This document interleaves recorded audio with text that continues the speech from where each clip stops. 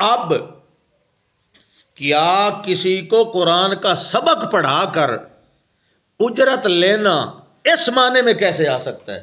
ان کو یہ سمجھنا چاہیے، ایک تو ہوتے جاہل ہیں سرے سے، ان کو قرآن کا عطا پتہ تو ہوتا کوئی نہیں۔ اور فرمایا وَلَا تَشْتَرُوا بِآيَاتِي ثَمَنًا قَلِيلًا، اور یہ یاد رکھیں کہ جب اشترا یشتری کا مصدر جب استعمال ہوتا ہے اور غیر حقیقی سودے بازی کے بارے میں آتا ہے، غیر حقیقی تجارت اور ایک حقیقی تجارت، بدلہ کیا ہے؟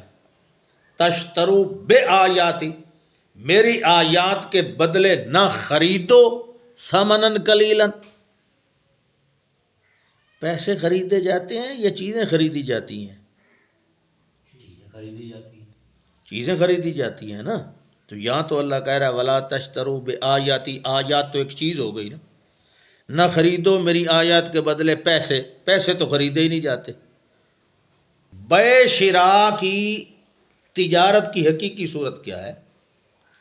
پیسے خریدے جاتے ہیں یا پیسے دے کر سامان خریدا جاتا ہے؟ سامان خریدا جاتا ہے۔ نمبر دو، ایک بات تو یہ ہو گئی کہ یہ ظاہری تجارت ہے ہی نہیں، یہ کوئی اور بات ہے، ورنہ پیسے خریدنے کی بات نہ ہوتی۔ دوسری بات یہ ہے کہ میری آیات کے بدلے حصی ظاہری شکل کسی بھی سودے کی کیا ہوتی ہے؟ ایک چیز دو، اس کے بدلے دوسری چیز لو۔ یہ ہوتا ہے کہ میں نے یہ مائک دیا، پیسے لے لیے، یا پیسے دیے اور مائک لے لیا۔ اب کسی کو اللہ کیا کہہ رہا ہے یہودیوں کو کہ تم ولا تشترو بے آیاتی، میری تورات انجیل چھاپے خانوں میں چھاپ کر فروخت نہ کرو۔ بے شراء تو یہی ہوتی ہے، بے شراء تو تجارت تو یہ ہے کہ اس ہاتھ دو اس ہاتھ لو، یہاں سودا دست بدستی ہے۔ ایک چیز، اب یہودی آیات یعنی تورات اور انجیل کے چھاپے خانے بنا کر اس کو فروخت تو نہیں کر رہے تھے نا، تو وہ کیا کر رہے تھے؟ اصل سوال یہ ہے کہ یہودی جن کی حالت پر اللہ نے یہ تبصرہ کیا ہے وہ کر کیا رہے تھے؟ وہ یہ کر رہے تھے کہ تلبسون الحق بالباطل وتکتموا الحق وانتم تعلمون، حق کے ساتھ باطل کو ملاتے تھے، یعنی حق کو چھپا دیتے تھے۔ کیوں چھپاتے تھے؟ لیشتروا بہ ثمنا قلیلا، فویل للذین یکتبون الکتاب بایدیہم ثم یقولون ھذا من عند اللہ لیشتروا بہ ثمنا قلیلا۔ اب مطلب صاف ظاہر ہے کہ یہاں اشترا یشتری کا جو مصدر ہے اپنے ظاہری معنی میں نہیں ہے، اس کا معنی ہے نہ ترجیح دو میری آیات پر دنیا کے مال کو، آیات کو چھپا دیتے ہو دنیا کا مال لینے کے لیے، جس طرح آج کل مولوی کرتے ہیں، مسئلہ چھپا دیتے ہیں تاکہ ہماری مسجد کی امامت نہ چھوٹ جائے، ہمیں لوگ جواب نہ دے دیں، ختم پڑھتے ہیں، کلخانیاں کرتے ہیں، شرک کرتے ہیں، قبروں کو چاٹتے ہیں، عید میلاد النبی مناتے ہیں اور نظر و نیاز غیر اللہ کی دیتے ہیں۔ یہ سب کیوں کرتے ہیں؟ مال حاصل کرنے کے لیے۔ یہ تو ہے کتاب کا انکار کر کے اس کے بدلے میں قیمت لینا، مال و دولت حاصل کرنا، ترجیح دینا ایک چیز کو دوسری چیز پر۔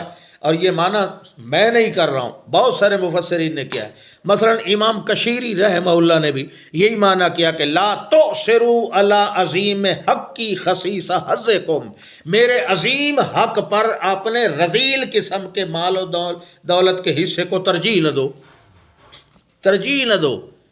اور امام ابو اللہ سمرقندی جو امام الہدا کے نام سے مشہور ہیں، انہوں نے بھی یہی معنی کیا ہے، اور دیگر بہت سارے مفسرین ہیں، تفسیر الماوردی، امام سالبی جو 5ویں صدی کے، انہوں نے بھی یہی لکھا ہے، بلکہ امام حسن بصری تابعی انہوں نے بھی یہی معنی لکھا ہے، اور 4 صدی کے جو امام ابن ابی زمینین رحمہ اللہ انہوں نے بھی یہی معنی لکھا ہے۔ اور جو ہمارے عقیدے کے لحاظ سے امام ماتریدی، ہم ماتریدی ہیں نا، مسلکن اور مشربن اشعری ہیں، تو امام ماتریدی کی کتاب ہے التاویلات، اس کے اندر انہوں نے صاف لکھا ہے وقد ذکرنا ان اسم الشراء قد یقع من اختیار شیء بشیء وان یتلفظ بلفظ الشراء۔ وہ کہتے ہیں کہ شراء یعنی اشترا یشتری، یہ لفظ کبھی ایک چیز کو اختیار کرنا اور دوسری کو چھوڑ دینے کے معنی میں بھی آتا ہے، اگرچہ وہ لفظ شراء کا ہی تلفظ کے طور پر استعمال ہوگا، لیکن معنی شراء کا ہوگا اختیار و شیء بشیء، کسی شے کو کسی دوسری چیز پر چن لینا۔ تو تم نے کیا کیا، میری آیات کو اختیار نہیں کیا، دنیا کے مال کو چن لیا ہے۔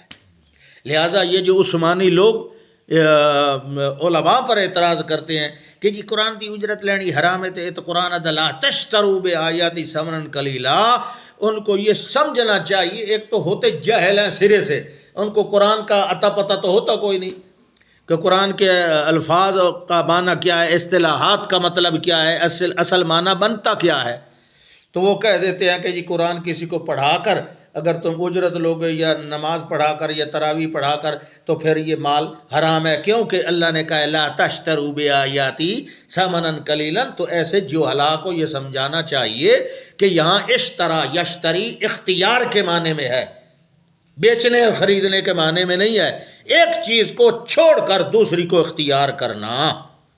آیات کو چھوڑ کر مال و دولت قبول نہ کرو، اور جو آیات کو چھوڑ نہیں رہا، آیات کو سمجھا رہا ہے، اس پر اس آیت کو آپ کیسے فٹ کریں گے؟